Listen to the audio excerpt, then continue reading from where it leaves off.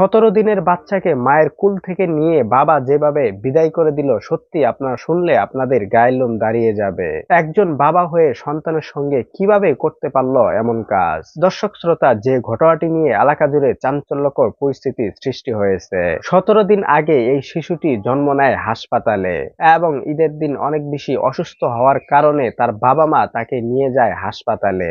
সেখানেই 3 দিন থাকার পর তার বাবা মা তাকে বাড়ি নিয়ে আসে। আসার পর যখন বাড়ির সামনে এসে নামে, তারপর সেই অটোরিকশা চালকের সঙ্গে ভাড়া নিয়ে এক পর্যায়ে কথা কাটাকাটি হয়। তখন সন্তানটির বাবা মাসুম হাওলাদার সে রাগান্বিত হয়ে যায়। এতটাই রাগান্বিত হয়ে যায় সে তার রাগ নিয়ন্ত্রণ হারিয়ে ফেলে। এক পর্যায়ে তার কোলে থাকা সেই 17 দিনের সন্তানকে সে ছুঁড়ে মারে অনেক দূরে রাস্তার উপরে। তারপরেই সেই সন্তানটি দুনিয়া থেকে বিদায় হয়ে যায়। অনেকেই এই বিষয়টি নিয়ে আলোচনা সমালোচনা শুরু করে দিয়েছে। কেননা একজন বাবা হয়ে কিভাবে সন্তানকে এইভাবে আঘাত করতে পারে? যতই তার রাগ এবং ক্ষোভ থাক না কেন, কেন সে সন্তানের উপর ঝেড়ে ফেললো? সত্যি বিষয়টি খুবই দুঃখজনক।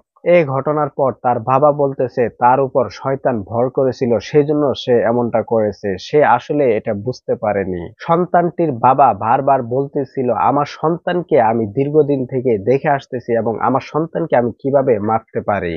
আসলে এটা দুর্ঘটনা ছিল, আমি নিজেও নিজেকে বুঝ দিতে পারতেছি না।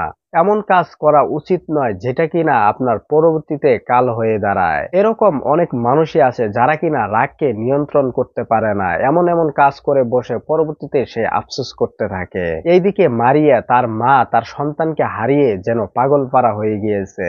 কেননা সে 10 মাস 10 দিন তার সন্তানকে গর্ভে ধারণ করেছে এবং দীর্ঘদিন পর সেই সন্তানটি দুনিয়াতে এসেছে।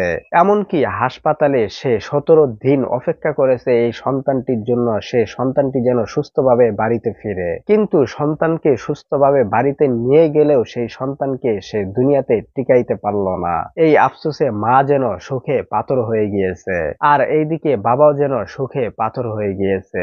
দর্শক শ্রোতা, এমন কোনো কাজ করা উচিত নয় যে কাজের কারণে পরবর্তীতে এরকম এদের মতো আফসোস করতে হয়। দর্শক শ্রোতা, এই ভিডিওটি সম্পর্কে আপনাদের মতামত কি? আপনারা অবশ্যই কমেন্ট করে জানিয়ে যাবেন।